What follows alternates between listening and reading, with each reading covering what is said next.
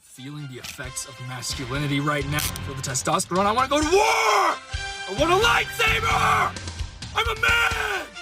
Hello and welcome to the Fantasy Foot Bros podcast, brought to you by the Shell Corporation, with your host and the scientist behind Nav, the 3-time winning owner of The Walking Dead, Nick Young, and the most jacked fantasy owner to ever play the game, given everything he's got, Tim Young.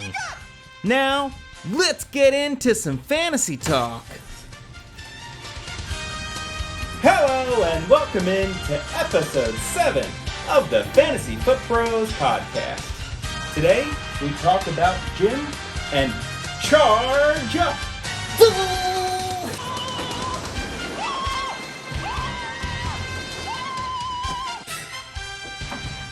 So, with Charge Up, last year, how do you think he did? He started off pretty strong. He was looking like one of the top contenders.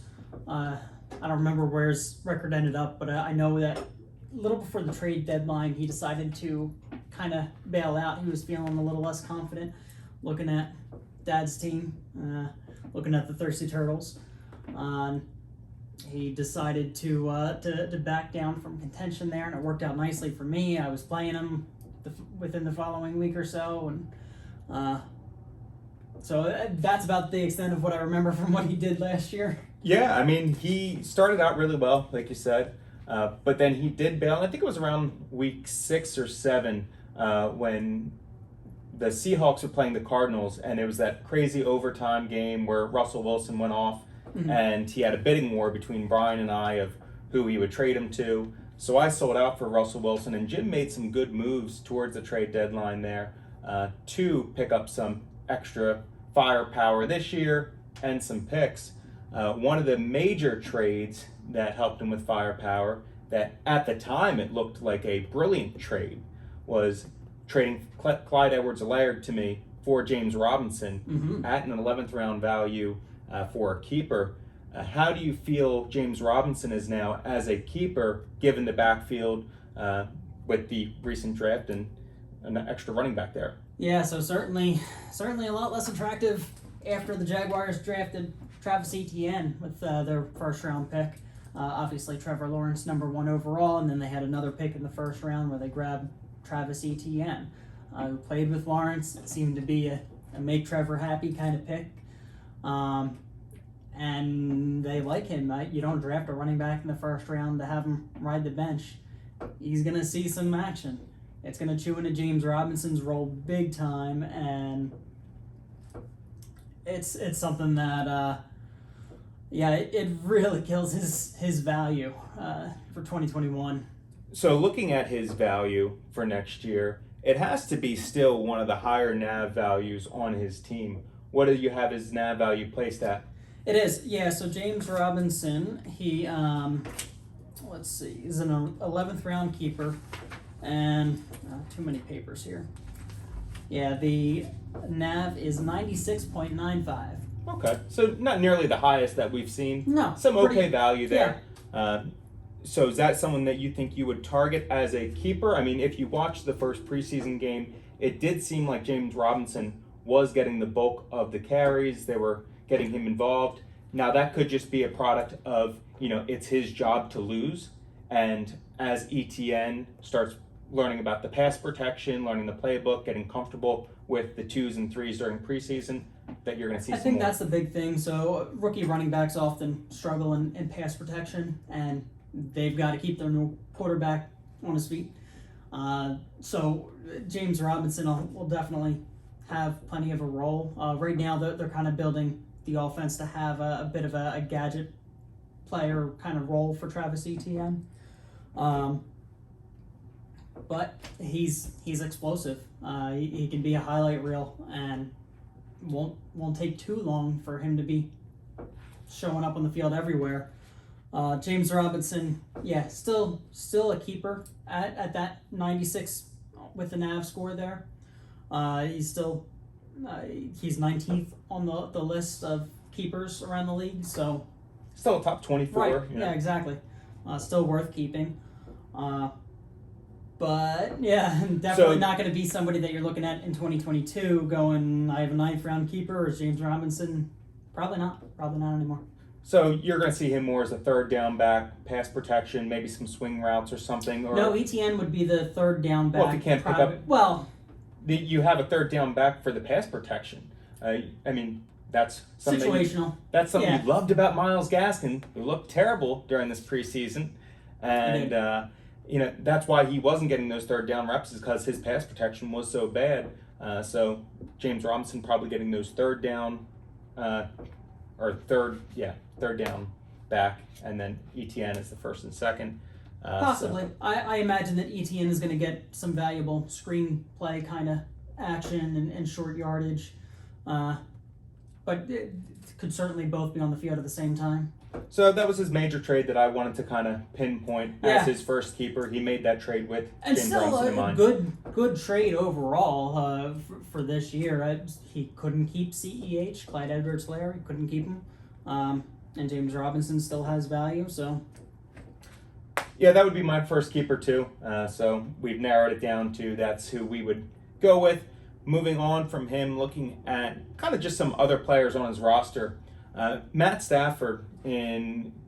Stafford in L.A. He has Robert Woods on his team right now. How do you feel he's going to do, Matthew Stafford, with Kupp or Woods? Who do you think is going to have the better season between those two? Oh, interesting. Okay, so... I went a different route. You did. So I think Kupp is going to have the better season. He's proven top 5 kind of value on not a total season-long scale, but he's been up there for a number of weeks. And Robert Woods will be good and maybe even more consistent. But I think between the two, if they're going right in the same spot, I take Kupp. Kupp is being drafted a bit earlier now, so maybe Woods' value is a little better. The value looks to be about the same. I mean, they're pretty interchangeable. That's why I kind of brought that up to see which one you would go with. I think I'd lean a little more towards Woods. I like the consistency. It seems, well, at least before, was getting targeted a little bit more. So it seems like Kupp lost a step and isn't getting as much separation. But his quarterbacks as a whole, I think, are all interesting situations. Mm-hmm. Before we leave Stafford there, just I mean, his outlook improves this year away from the Lions. He's got better supporting cast in every position around him, and on the other side of the ball in their defense. And definitely his value is going to be going up. In a super flex, do you think he has a positive NAV score in the third round as a keeper?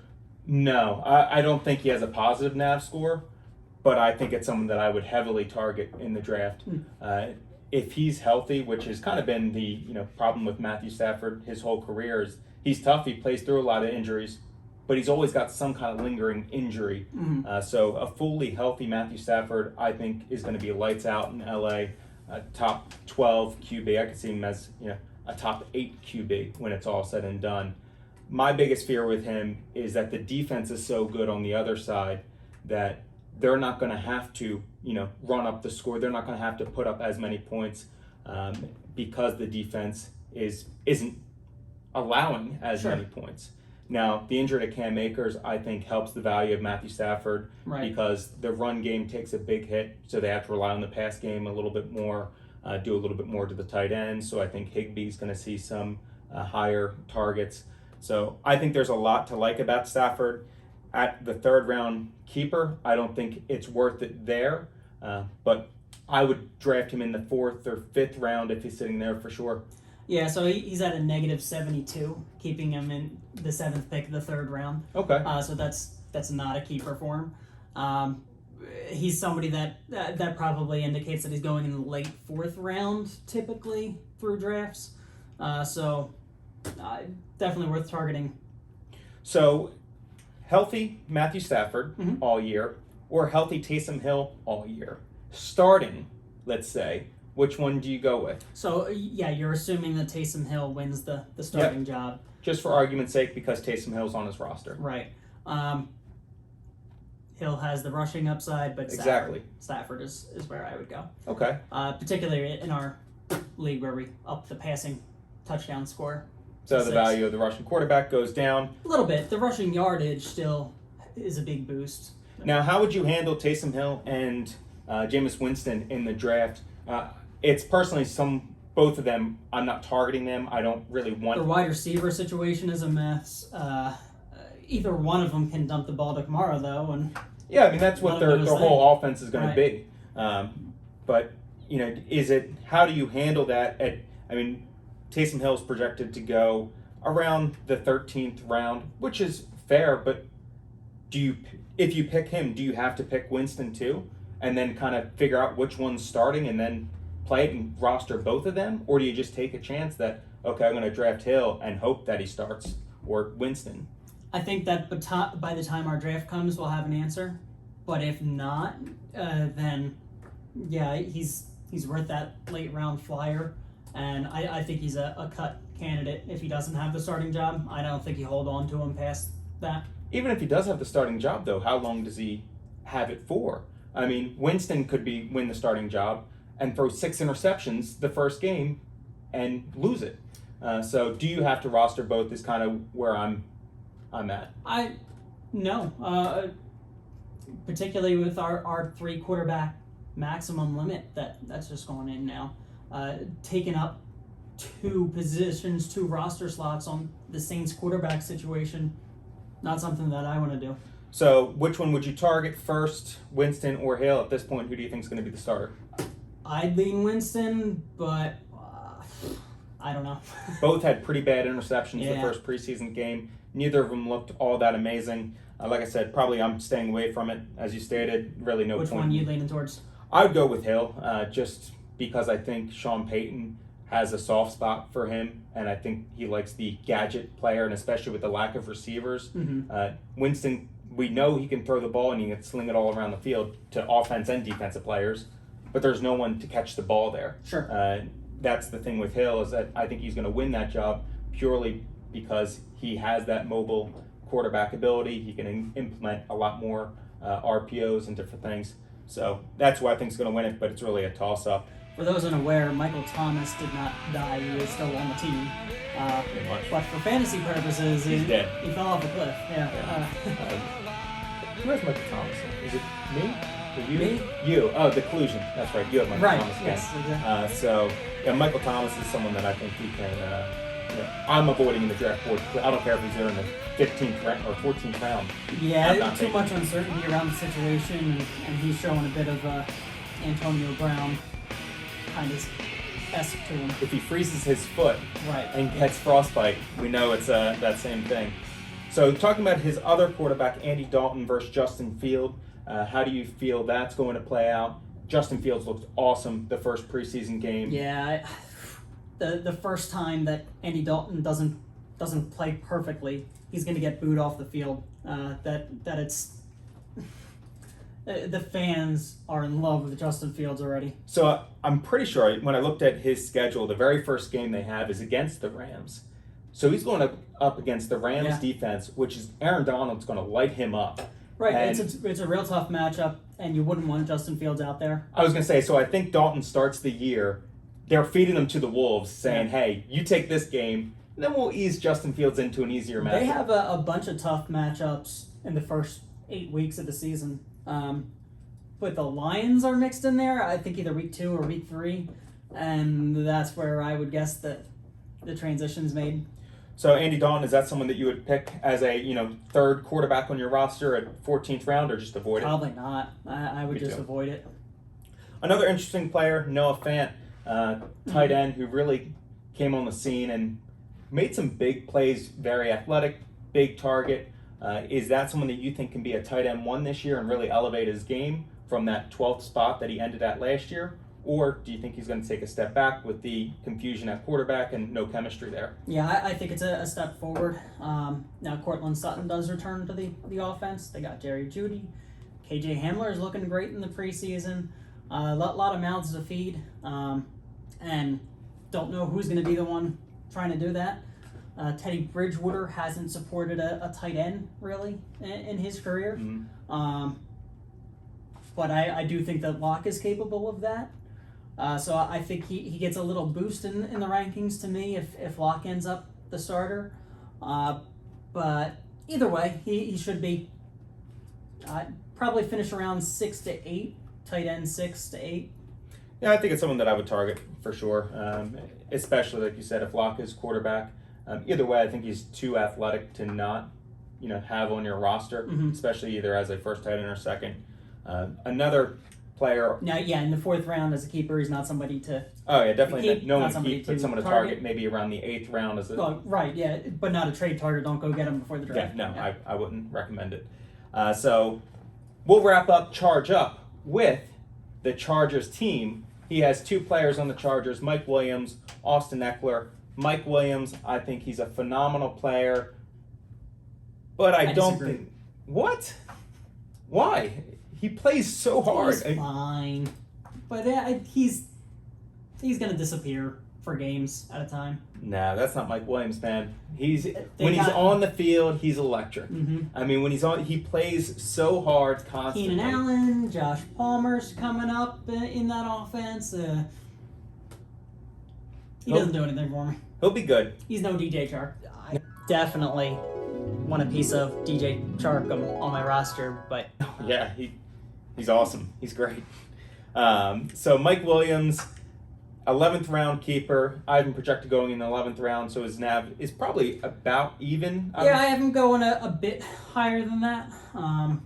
But yeah, his NAV is positive. It's at 32. So there's some small value there. Now, the player who has the most NAV, or the highest NAV score on his team, I'm assuming is the next player. And who would that be? Yeah, we made it a long time without talking about Austin Ekeler. Well, it was a given. Yeah. Yeah, Ekeler is his most obvious keeper. He was a keeper last year in the 8th round. Keep him again this year in the 6th round. And his NAV is at 245.17. That has to be top 5? It is. That is, I want to say number 3 right now. Yeah, it's really a phenomenal value. I think Eckler's going to have a huge year. It's someone that if number 3 overall on the keeper list. Okay. So you had, we don't know the first, Justin Jefferson as 2, and then Ekeler as 3rd. Ekeler is definitely someone, if he was available in the 1st round, it's someone that I would target towards the end of the 1st round, early 2nd. Yeah, I think 2nd, solidly in the 2nd. I don't know about 1st round. Maybe if we were in a full point PPR, he gets into that range. I know that we're kind of in a half point plus the half point for first down, so we're not far off, but still, he's more valuable in that PPR category for me. See, for me, I think having a receiving back is so important, even though it is half PPR, but you're kind of getting 2 players in one. You're getting a wide receiver and a running back. Like Alvin Kamara, you're getting, when you pick him, you're getting a top receiver and a top running back. If you just look at his stats separated, he's still a top 24 in each category. So give me a would you rather here, Austin Ekeler or Najee Harris? Austin Ekeler. Okay. I think he's going to have the better season because I think the Chargers offense is going to put up more points. I think they're going to be the better overall team, and I think that's just going to help Austin Ekeler. But if we're talking long term, Najee Harris looks good. Right. And I think he has a lot of promise. I think next year he goes above Austin Ekeler in the draft. But for this year, looking at the schedule, the numbers, all that, I'd go with Ekeler over him. Yeah. I think I lean Najee. That's the way that I would go. Because the rookie running back always works out for everyone. Ask Jim how drafting Clyde Edwards-Helaire went when there was all this hype around him. Awful. On this great But ask Adam offense. how drafting Saquon Barkley went. Now I'm not saying Najee's quite at that level, but I think he's more talented than CEH coming out. CEH was in a great situation coming into the Chiefs' offense, which is why he was drafted so highly. But Najee on the Steelers there is more about his talent. I mean, he looks like he's the workhorse. I don't know who else is going to be taking those backs or those. They're going to use him in the attempts. passing game. They're going to use him a ton. So looking at his end of year for in the division with Adam, Brian, him, and Jason, who do you think, or where do you think he ends up on the year? He's gonna have a really nice year. I think some of that's gonna depend on whether James Robinson ends up being an RB2 for him steadily through the season, or if he's can't count on that. That's a wasted keeper if he gets replaced by ETN. No, he does have a bunch of early picks to make up for that, and I do imagine that he'll address a running back in there pretty quickly. He has the number 6 overall, the number 7 overall, and he has an early second round pick. He's in a good spot to grab a lot of guys early on. Yeah, for me, I think, especially at that 6th spot or 7th, doesn't matter either one, getting, Derrick Henry at that, and then maybe Devontae Adams, kind of locking up your receivers or your running backs with Ekeler and Henry, and then getting Devontae Adams as a stud wide receiver, or Hill. Either one. You can right, get I was about Hill. to ask you, so you said Adams. Would you go Tyreek Hill or Adams this year, yeah?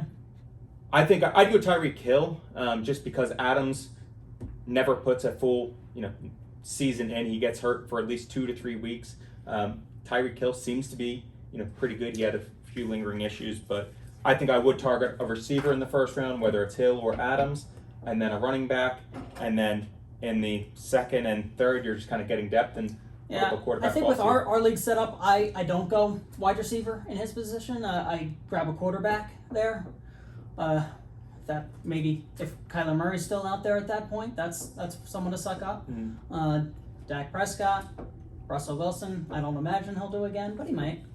Yeah, it's not a bad thought, and it all depends on how the draft kind of plays out and falls with those early picks. Mm-hmm. Quarterbacks could easily go off the board quickly, and sure. You see a lot of these stud running backs get pushed to the late first. So I think it's a really tough spot. That's going to be a hard decision. Luckily, he has those 2 picks back to back, so we can load up on 2 studs in the early round. I think he's going to end still at around 7-7 for the year, and coming in 3rd in the division. So I think he's going to have a good year. I think he's going to struggle a little bit at times, and between busy season and sure. fantasy, he's probably going to choose real work over fantasy for some reason. He always does. His priorities are all out of whack. So that's what I have for you, Nick. Anything else? Nope, that's all I got. Well, remember to stay charged up, and we'll see you next time.